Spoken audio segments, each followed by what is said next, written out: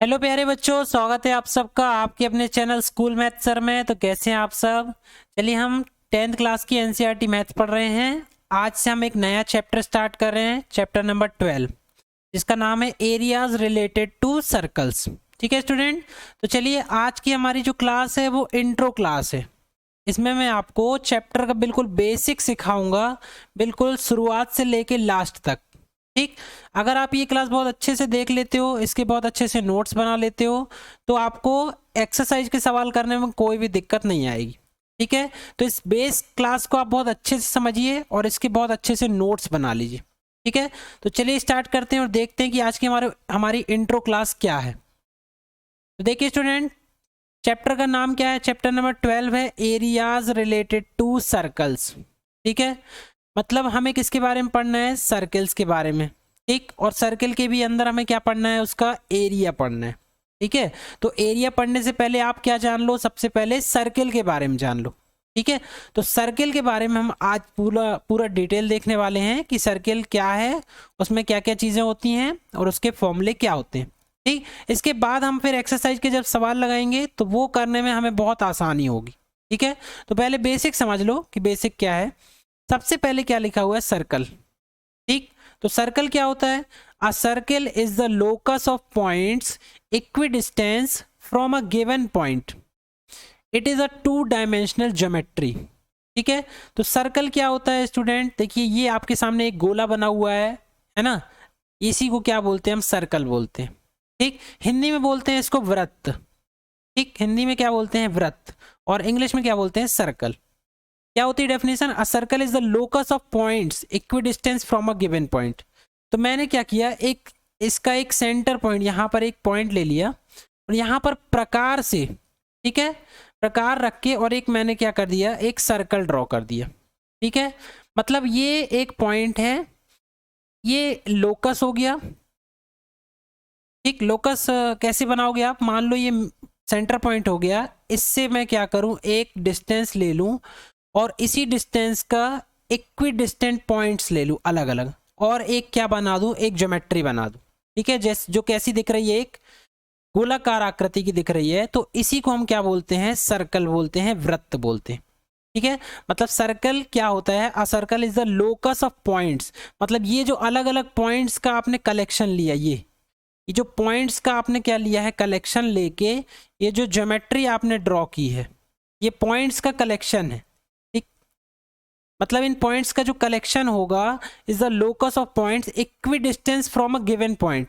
मतलब इक्विडिस्टेंस किससे, ये जो सेंटर पॉइंट देख रहे हो आप, इस पॉइंट से ये सारे पॉइंट्स की जो डिस्टेंस होगी वो क्या होगी, इक्वल होगी, चाहे आप कहीं से भी मेजर कर लो इसको।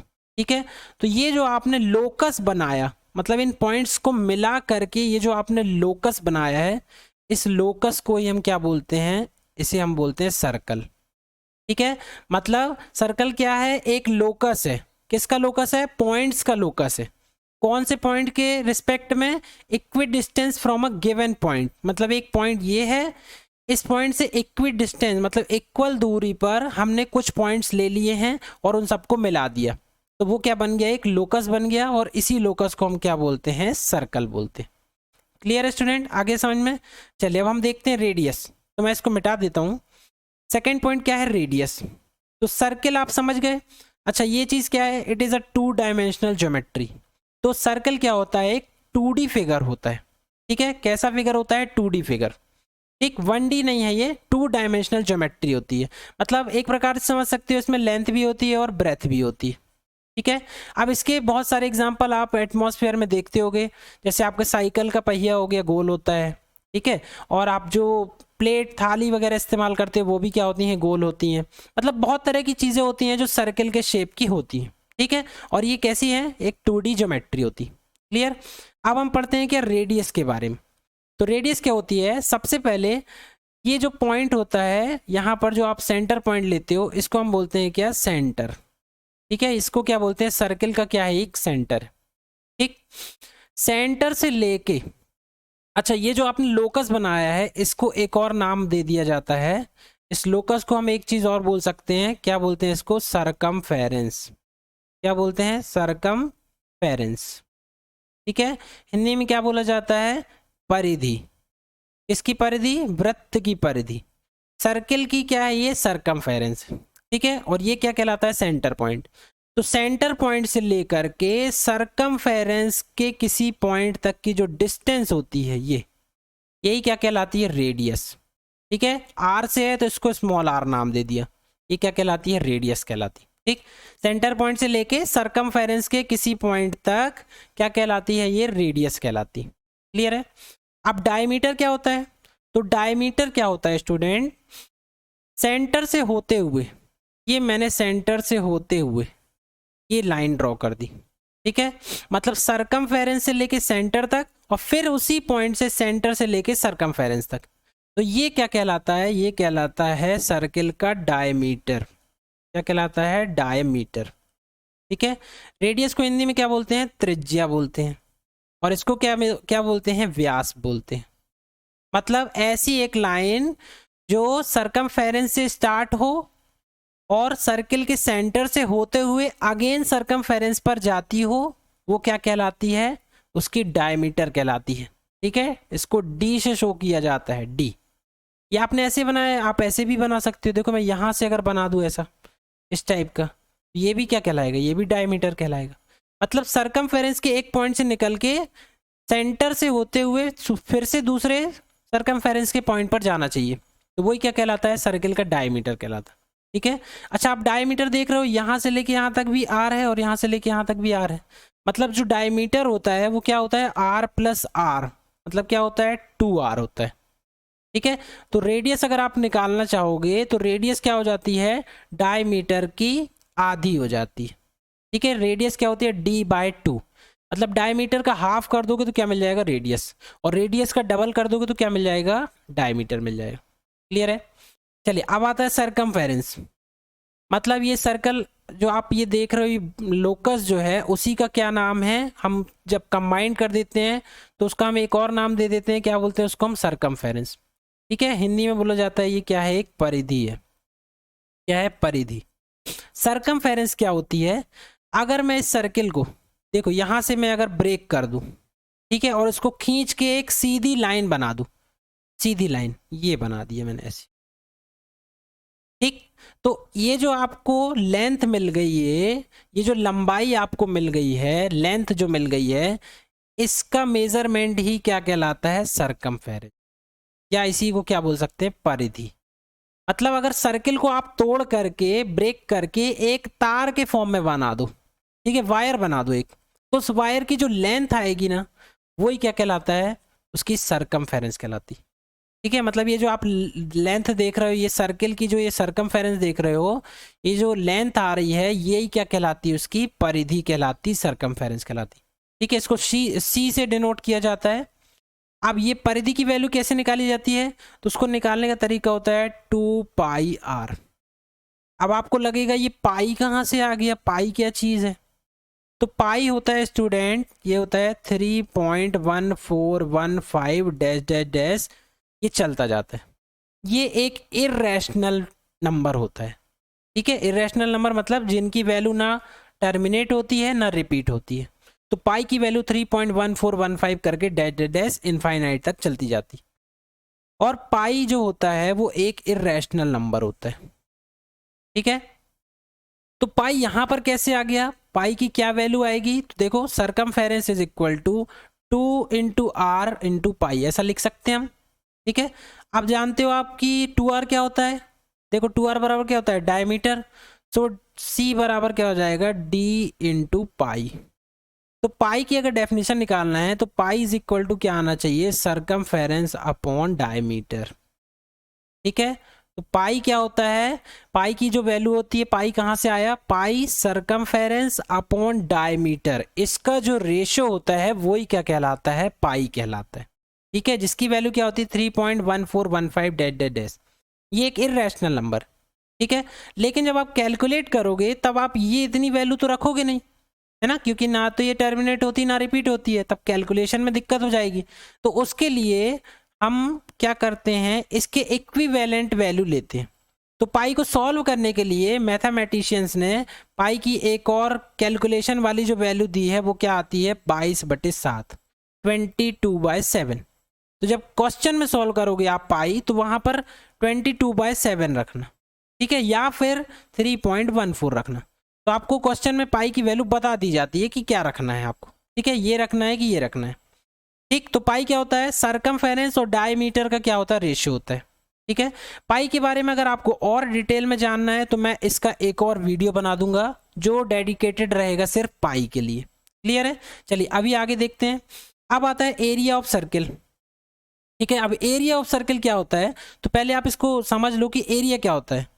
जैसे मैंने ये सर्किल बनाया, देखो ये सर्किल है, ठीक। तो इस सर्किल के अंदर जो स्पेस होगा, जो जगह होगी, ये जो जगह आप देख रहे हो सर्किल के अंदर, यही जगह क्या कहलाती है, एरिया कहलाती है, ठीक है। आगे समझ में।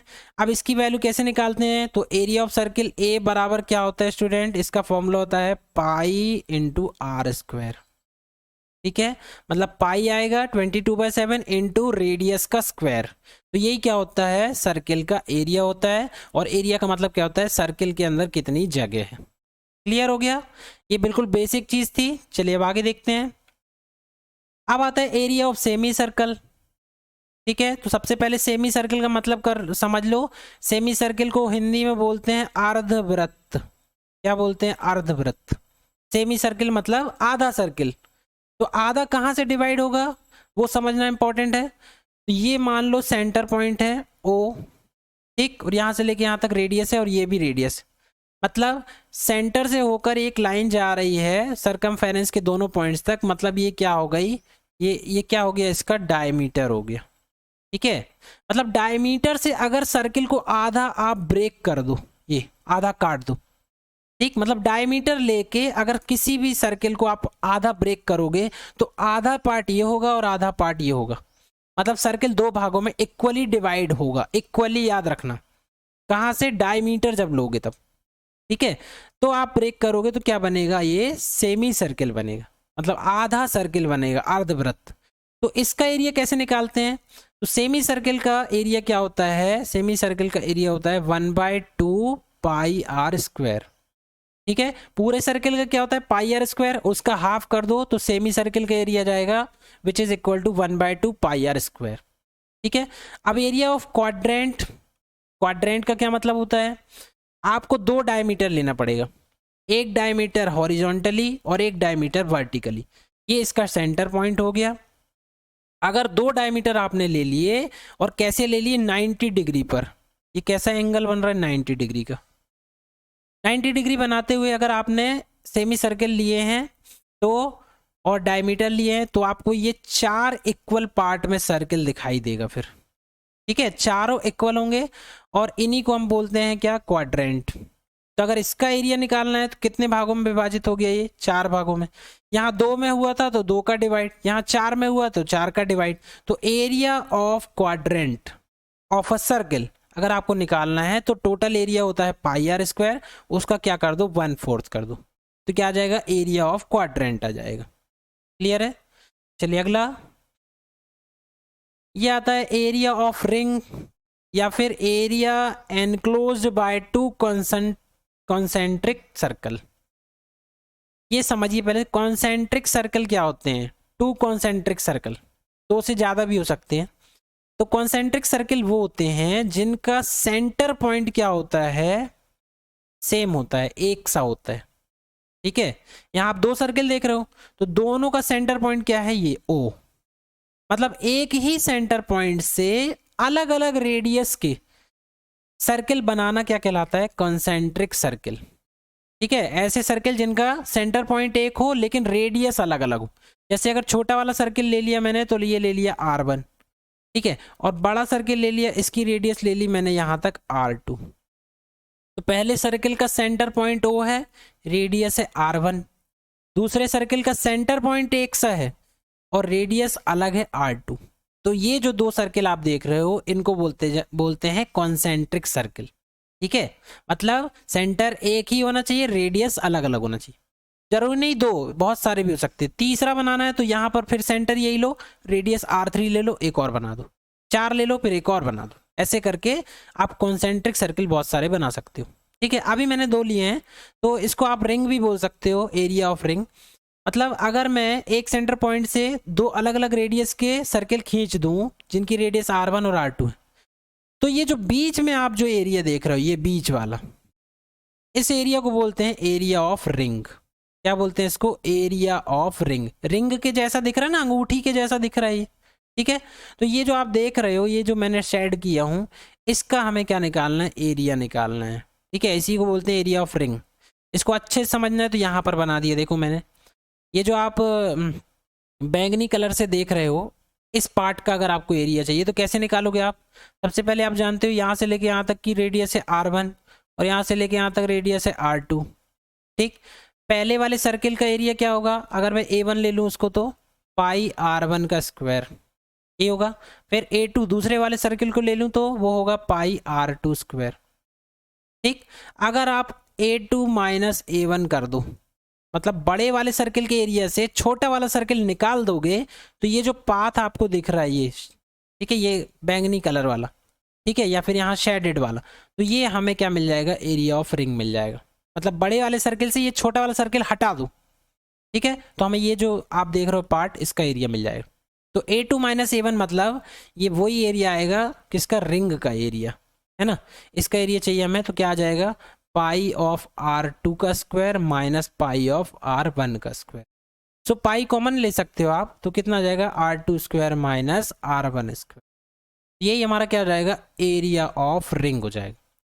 क्लियर है? चलिए नेक्स्ट कॉन्सेप्ट देखते हैं, आर्क। नेक्स्ट आता है आर्क, ठीक है। ये बहुत इंपॉर्टेंट है, आर्क कैसे बनाना है आपको।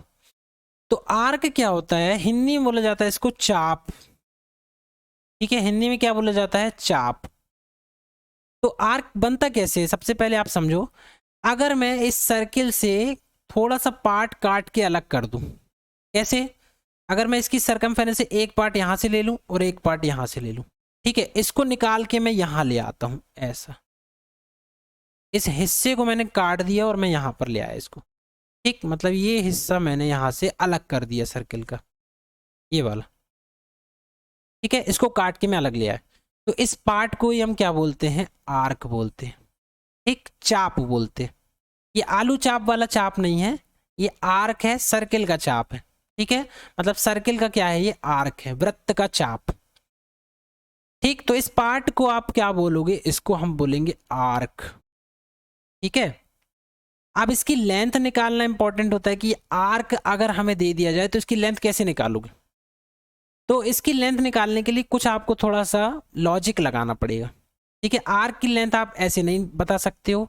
अगर आपके पास रियलिटी में अगर कुछ ऐसा कुछ दिया हो और आप उसको काट के अलग कर लेते हो, तो आप इसको स्केल से मेजर कर सकते हो, है ना, स्केल से मेजर कर लोगे।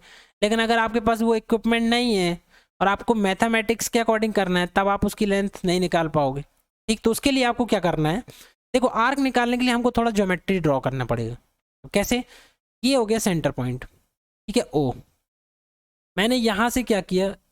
इसके फर्स्ट इनिशियल वाले पॉइंट को मिला दिया और यहाँ से ये इनिशियल वाले पॉइंट को मिला दिया। अब देखो, सेंटर से लेके सरकमफेरेंस तक की जो डिस्टेंस होती है वो क्या होती है? रेडियस। तो ये R आ गया, ये R है तो ये भी R होगा, ठीक है। अब आप ये देख रहे हो, दो ये लाइन्स है ना, ये दो लाइन दिख रही है आपको। दोनों लाइन के बीच में क्या बन रहा है? कुछ ना कुछ क्या बन रहा है? एंगल बन रहा है। ये देख रहे हो आप, ये क्या बन रहा है? एंगल। हमें तो ये पता नहीं कितना बन रहा है। तो एंगल को डिनोट करने के लिए एक साइन लिया जाता है जो कि ग्रीक लेटर है, ठीक है। उसका ज़्यादातर यूज एंगल को डिनोट करने के लिए लिया जाता है। उसको बोलते हैं थीटा। क्या बोलते हैं? थीटा। ये 9th क्लास में आपने पढ़ा होगा, क्या बोलते हैं इसको? थीटा, ठीक है। ग्रीक एक लैंग्वेज है, वहां से ये साइन लिया गया है एंगल को डिनोट करने के लिए। क्या है? थीटा। तो ये थीटा है मान लो, अभी हमें पता नहीं, और ये रेडियस है। इसकी लेंथ हमें पता नहीं, तो हम इसको L मान लेते हैं कि लेंथ है ये, तो L, ठीक है। तो अगर L की वैल्यू चाहिए, और जो कि क्या है? आर्क है, इसकी वैल्यू अगर आपको चाहिए तो उसका फॉर्मूला क्या होता है? वो होता है थीटा अपॉन 360 डिग्री और इनटू ये पूरे सर्किल की क्या लेना है? सरकमफेरेंस। क्या लेना है? सरकमफेरेंस, ठीक है। तो यही हमारी क्या हो जाएगी? लेंथ हो जाएगी आर्क की। तो कितना आएगा? थीटा अपॉन 360 और ये होता है 2 पाई R, ठीक, 2 से आप इसको काट भी सकते हो, तो 2 से काट दोगे तो क्या जाएगा, यह जाएगा 180 और इंटू हो जाएगा पाई आर। तो दोनों ही फॉर्मूले सही हैं। अब ये होता है स्टैंडर्ड फॉर्मूला। तो जब भी आपको आर्क पूछेगा तो आपको 2 चीज़ें बताई जाएंगी, पहला थीटा और दूसरा आर। ठीक है, कई बार अगर आपको एल दे दिया होगा और थीटा दे दिया होगा तो आर भी पूछ सकता है। क्लियर, आर्क समझ में आ गया। नेक्स्ट है कॉर्ड। अब कॉर्ड क्या होता है, इसकी डेफिनेशन बहुत ध्यान से समझना, बहुत इंपॉर्टेंट है ये। कॉर्ड जो होता है सरकमफेरेंस के एक पॉइंट से सरकमफेरेंस के दूसरे पॉइंट की जो डिस्टेंस होती है उसको मिलाने वाली जो लाइन होती है वो क्या कहलाती, कॉर्ड कहलाती। मतलब एक पॉइंट मैंने ये ले लिया, एक पॉइंट मैं यहां ले लेता हूं, तो ये जो दोनों पॉइंट को मिलाने वाली जो लाइन आप खींचोगे यही क्या कहलाती है, कॉर्ड कहलाती। ठीक, इसका सेंटर से होकर जाना इंपॉर्टेंट नहीं है। ठीक है, इसका सेंटर से होकर जाना इंपॉर्टेंट नहीं, ये कहीं से भी खींच सकते हो आप। ठीक, तो कॉर्ड क्या होती है, सरकमफेरेंस के किन्हीं 2 पॉइंट्स को मिलाने वाली जो लाइन होगी वही क्या कहलाती है, कॉर्ड कहलाती। हिंदी में क्या बोलते हैं इसको, जीवा बोलते हैं। मैंने ऐसा खींचा, आप ऐसा ऐसा भी बना सकते हो। देखो, एक पॉइंट यहाँ ले लिया मैंने सरकमफेरेंस का और एक पॉइंट यहाँ ले लिया, ये भी क्या है, ये लाइन को भी हम क्या बोलेंगे, कॉर्ड बोलेंगे। ठीक है, जीवा बोलेंगे। अब क्या है, diameter is the longest chord of the circle. अब आपको लगेगा कि अगर मैं एक पॉइंट यहां ले लूं, एक पॉइंट यहां ले लूं और ये इसका सेंटर पॉइंट है और मैं इसको मिला देता हूं। ठीक, ये मिला दिया मैंने, तो आपने क्या बताया, आपने बताया ये तो डायमीटर होता है। ठीक, मतलब ये कॉर्ड नहीं है। तो ऐसा नहीं है स्टूडेंट, डायमीटर भी क्या होता है, एक प्रकार का कॉर्ड ही है वो। ठीक है, मतलब जो व्यास है वो भी क्या है, एक प्रकार की जीवा है। ठीक है, डायमीटर एक कॉर्ड ही है, लेकिन वो स्पेशल टाइप का कॉर्ड है। कैसा स्पेशल, वो ऐसा स्पेशल है कि 2 पॉइंट सरकमफेरेंस के तो लेना है ना, मतलब जो कॉर्ड के लिए कंडीशन है फर्स्ट वाली वो तो फॉलो करता ही है वो, मतलब 2 पॉइंट ले लिए हमने सरकमफेरेंस के। लेकिन सेकंड कंडीशन है वो भी फॉलो करता है, क्या कि सेंटर पॉइंट से होकर जा रहा है। मतलब ये जो लाइन है वो सेंटर पॉइंट से अगर आप होकर गुजारते हुए बनाते हो तो जो आपको लाइन मिलती है वो कॉर्ड भी होती है और डायमीटर भी होती है।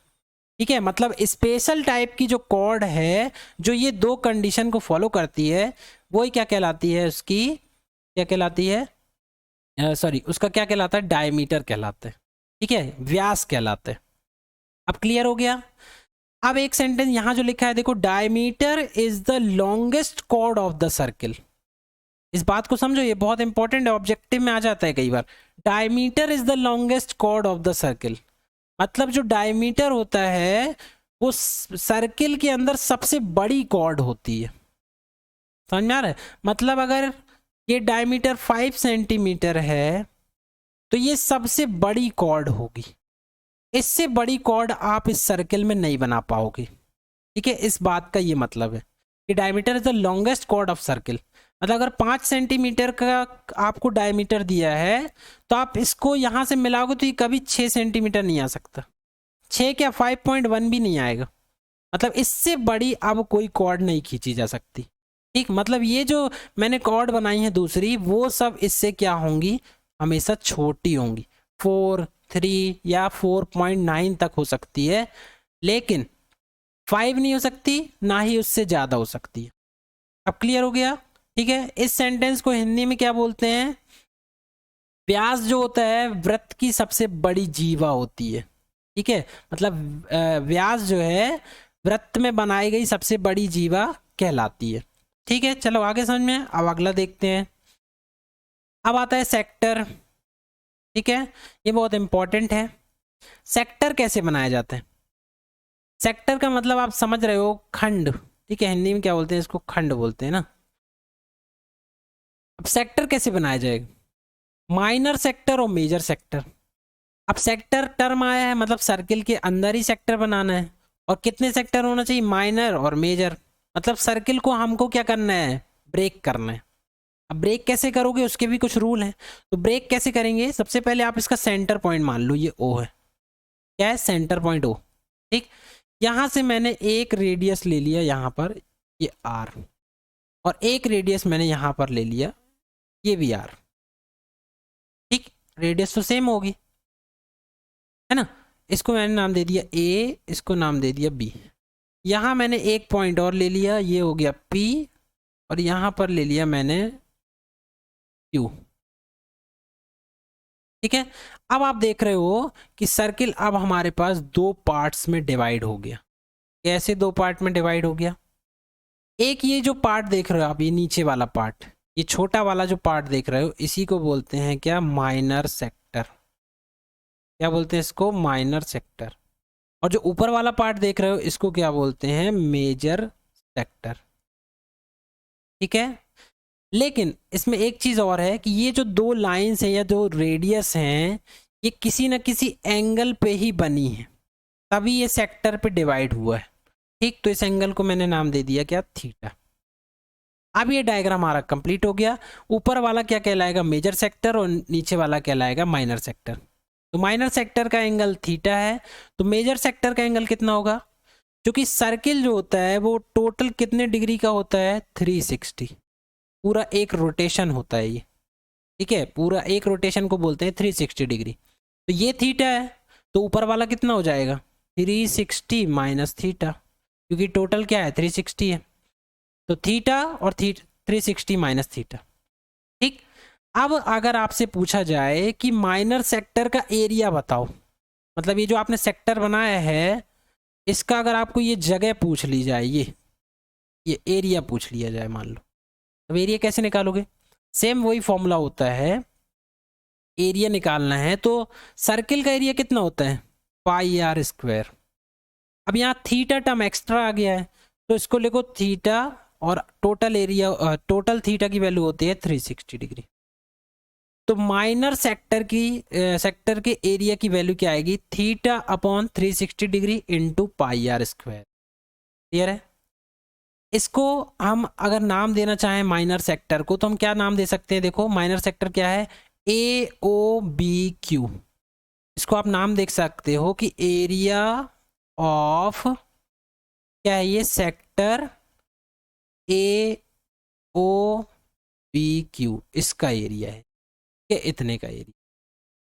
ठीक, क्लियर है? अब लेंथ ऑफ द आर्क, अब arc, length of the arc का मतलब कि ये जो लाइन है आप ए से लेके बी तक ये जो देख रहे हो, इसी को हम क्या बोलेंगे, आर्क बोलेंगे। इसको एल अगर नाम दे दें। ठीक, तो लेंथ ऑफ द आर्क अभी मैंने आपको समझाया है, एल बराबर, या फिर आप इसको ए बी भी बोल सकते हो। अभी मैंने आपको बताया कितना आता है, theta upon 360 degree into total circumference क्या होती है, 2 पाई आर। ठीक, तो इस तरह से आप सेक्टर की लेंथ भी निकाल सकते हो, जो कि कैसे काउंट होगी, आर्क के फॉर्म में काउंट होगी। क्लियर है? अब मेजर सेक्टर देखते हैं। अब ऊपर वाले का एरिया, ये नीचे वाले का तो हो गया, अब ये ऊपर वाले का एरिया, अगर मेरे को इसका एरिया चाहिए है जो कि मेजर सेक्टर है, तो इसका एरिया निकालने के लिए क्या करोगे, थीटा की जगह क्या जाएगा, 360 माइनस थीटा और अपॉन 360 डिग्री, और इनटू में क्या जाएगा, पाई आर स्क्वायर। ठीक, इस तरह से आप मेजर सेक्टर का एरिया निकाल सकते हो। अच्छा, एक तरीका और है इसको निकालने का, क्या है, देखो पूरा सर्किल क्या होता है, एरिया वाइज होता है पाई आर स्क्वायर। अगर मैं पूरे सर्किल के एरिया से माइनर सेक्टर का एरिया निकाल दूं, तो भी मुझे क्या मिल जाएगा, मेजर सेक्टर। तो अगर pi r square total circle के एरिया से माइनर सेक्टर का एरिया निकाल दूं, तो भी मुझे क्या मिल जाएगा, मेजर सेक्टर का एरिया। क्लियर है? लेंथ ऑफ द आर्क इसकी भी वैसे ही निकालोगे आप, ये यहां से काउंट होगी, लेकिन ये ऐसी यहां से। ठीक है, तो इसकी अगर लेंथ निकालोगे, इसको एल नाम दे दिया, तो इसको कैपिटल एल दे देता हूँ। कैपिटल एल बराबर क्या हो जाएगा, 360 माइनस थीटा अपॉन 360, और इनटू में क्या आ जाएगा, 2 पाई आर। ठीक है, इस तरह से आप मेजर सेक्टर की लेंथ ऑफ आर्क भी निकाल सकते हो और एरिया भी निकाल सकते हो। क्लियर है? अब लास्ट टर्म बचा है हमारा क्या, सेगमेंट। सेगमेंट क्या होता है, देखो अब हम आ गए सेगमेंट में। ठीक, सेगमेंट के लिए क्या करते हैं, एक सर्किल लेना है। ठीक, इसके अंदर एक क्या बना है हमारे पास, क्या बनी हुई है, ये लाइन बनी हुई है। ठीक है, इस लाइन को आप जानते हो क्या बोलते हैं, कॉर्ड बोलते हैं, है ना, ये कॉर्ड है। तो इसको मैं नाम दे देता हूँ ये पॉइंट हो गया क्या ए और ये पॉइंट हो गया बी। ठीक है, सर्किल में एक क्या बनी होना चाहिए, कॉर्ड बनी होनी चाहिए, तभी आप क्या करोगे सेगमेंट को डिफाइन कर पाओगे। इसका सेंटर पॉइंट ले लिया हमने ओ, इसको आपने मिला दिया यहाँ से और इसको मिला दिया यहाँ से।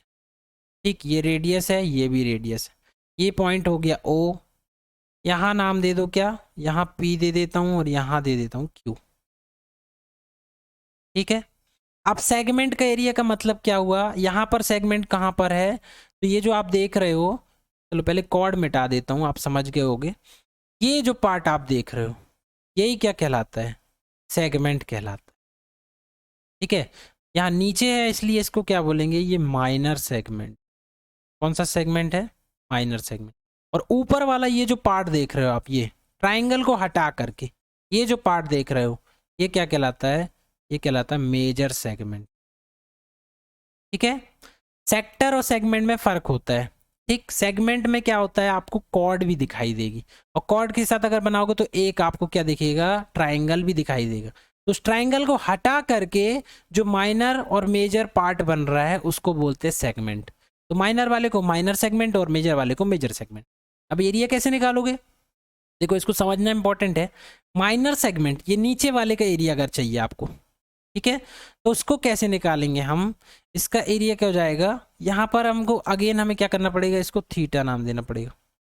ठीक है, अच्छा एक चीज देखो, ओ ए पी बी, अगर आप इसको देखो ओ ए पी बी, अगर पूरा काउंट करोगे तो ये क्या बनेगा, एक ये बनेगा सेक्टर। सेक्टर ही बनेगा ना, मतलब ओ ए पी बी क्या है, एक सेक्टर है। अगर सेक्टर में से आप ये ट्राइंगल का एरिया हटा दो तो आपको ये नीचे वाले पार्ट का एरिया मिल जाएगा, जो कि क्या कहलाएगा, माइनर सेगमेंट। ठीक है, तो इस सेक्टर का एरिया निकालना आपने सीखा है कैसे, अब भी मैंने बता के आया आपको कैसे निकालोगे, theta by 360 into pi r square. ये किसका एरिया हो गया, इसके सेक्टर का एरिया। ठीक है, माइनस अगर इसमें से हम क्या कर दें, ट्राइंगल ए ओ बी, इसका एरिया अगर हम माइनस कर दें तो हमें क्या मिल जाएगा, area of minor segment. Clear है, ऐसे ही मिलेगा। सेम यही काम हम मेजर सेगमेंट के लिए भी करेंगे। तो हमें अगर मैं इसको देखूं, देखो ए सॉरी यहाँ पर ओ ए क्यू बी, ओ ए क्यू बी, अगर आप ओ ए क्यू बी को देखोगे तो ये भी क्या कहलाएगा, एक सेक्टर कहलाएगा। ठीक है, जो कि क्या है, मेजर सेक्टर, और ऊपर वाला क्या था, माइनर सेक्टर। तो ये अगर मेजर सेक्टर है, मेजर सेक्टर मतलब ये पूरा पार्ट, ये भी काउंट हो जाएगा। अगर इस पूरे पार्ट से मैं इस ट्राइंगल का एरिया निकाल दूं तो मुझे क्या मिल जाएगा, सेगमेंट का एरिया मिल जाएगा। ठीक है, तो मेजर सेगमेंट का अगर एरिया चाहिए, मतलब किसका एरिया चाहिए आपको, ए क्यू बी ओ, इसका अगर आपको एरिया चाहिए है तो मुझे इस सेक्टर में से, ठीक है, मतलब मेजर सेक्टर में से मुझे क्या करना पड़ेगा, ट्राइंगल ए ओ बी का एरिया माइनस करना पड़ेगा। ठीक है, तो मेरे पास क्या आ जाएगा, मेजर सेगमेंट का एरिया आ जाएगा। तो मेजर सेक्टर का एरिया अभी मैं आपको बता के आया हूँ, 360 माइनस थीटा अपॉन 360 और इंटू पाई आर स्क्वायर, ये मेजर सेक्टर का एरिया हो गया। माइनस अगर इसमें से क्या कर दोगे आप, area of triangle A O B, अगर आपने इसमें से ये घटा दिया तो हमें इस पार्ट का एरिया मिल जाएगा, जो कि क्या कहलाएगा, मेजर सेगमेंट। तो इसका एरिया हम इस फार्मूले से निकाल सकते हैं। ठीक है, दोनों ही फॉर्मूले बहुत इंपॉर्टेंट हैं, आप इसको स्क्रीनशॉट ले लो और बहुत अच्छे से इसके नोट्स बना लेना। ठीक, और बार बार इसको रिवाइज करो, क्वेश्चंस पे अप्लाई करो, तभी आपसे क्वेश्चन क्या होंगे, आसानी से सॉल्व होंगे। ठीक है, अच्छा अब एक चीज क्वेश्चन यहाँ पर ये उठता है, आपके मन में भी सवाल आ रहा होगा कि इस ट्राइंगल का एरिया कैसे निकालेंगे, है ना, ये सवाल आता है मन में कि इस ट्राइंगल, ये तो आपने बता दिया वैल्यू रख देंगे, लेकिन इस ट्राइंगल के बारे में थोड़ा सा बता दो।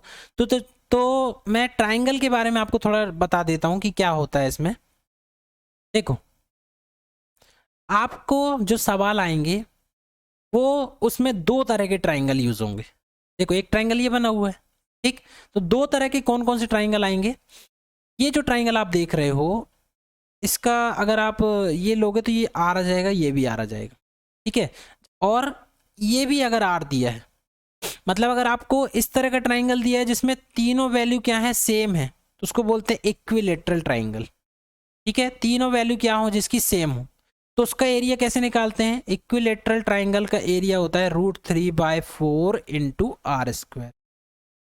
ठीक है, अगर आपको दो ही तरह के ट्राइंगल आएंगे ज्यादातर, पहला आएगा इक्विलेटरल समबाहु त्रिभुज, क्या होता है √3/4 इंटू आर स्क्वायर। तो इस तरह का आएगा अगर, तो आप इस ट्राइंगल का एरिया इस फार्मूले से निकाल लेना। ठीक, अगर मान लो इस तरह का नहीं आया, तब क्या करोगे? तब आपको क्या करना पड़ेगा, एक ट्राइंगल इस टाइप का आपको बनाना पड़ेगा, मतलब इसके एक वर्टेक्स से आपको यहाँ परपेंडिकुलर ड्रॉ करना पड़ेगा। ठीक, इसकी वैल्यू क्या हो जाएगी, h, और इसकी वैल्यू आपको बता दी जाएगी। अगर मान लो इसकी वैल्यू a है, तो इस तरह की वैल्यू आप कैसे फाइंड कर सकते हो? अगर पूरा a है तो ये क्या हो जाएगा, a/2, और ये क्या हो जाएगा, a/2। ठीक है, तो इस तरह का राइट एंगल ट्राइंगल अगर बन जाए तो आप इसका एरिया निकाल लेना, उसी का डबल कर देना, तो पूरे ट्राइंगल का एरिया जाएगा। तो इसका एरिया निकालेंगे कैसे? राइट एंगल ट्राइंगल का एरिया क्या होता है, 1/2 इंटू बेस इंटू परपेंडिकुलर। तो ये बेस है, ये परपेंडिकुलर, तो बेस क्या हो जाएगा, a/2, और परपेंडिकुलर क्या हो जाएगा, h। ठीक है, तो अगर राइट एंगल ट्राइंगल बने तो उसका एरिया निकालना है 1/2 परपेंडिकुलर इंटू बेस, और अगर इक्विलेटरल ट्राइंगल बने तो उसका एरिया कैसे निकालना है आपको, √3/4 इंटू आर स्क्वायर। ठीक है, तो इस तरह से आप ट्राइंगल का एरिया भी बहुत आसानी से निकाल सकते हो। ठीक, तो ये थी सर्कल की हमारी क्लास। इसमें मैंने आपको पूरा बेसिक बता दिया कि किस तरह से सर्कल बनता है, उसमें क्या क्या चीज़ें होती हैं और किस तरह के फॉर्मूले उससे बनते हैं। ठीक है, आई होप आपको समझ में आ गया होगा, पर फिर भी अगर आपको कहीं पर कोई भी डाउट ऐसा लग रहा है तो आप कमेंट करके मुझे बता सकते हैं। और इस क्लास को आप बार बार देखिए, अपना बेस बहुत अच्छे से मजबूत करिए। अगर आपका बेस अच्छा रहेगा तो इसकी जो अगली एक्सरसाइज है वो मैं सॉल्व कराऊंगा, तब आपको पूरे क्वेश्चन एकदम आसानी से समझ में आएंगे। ठीक है, तो आप इसके नोट्स बहुत अच्छे से बना लो और बार बार इसकी प्रैक्टिस करो, और अगर कहीं पर कोई डाउट लगता है तो मुझे कमेंट करके ज़रूर बताओ। So thanks for watching. For more update please like, share and subscribe.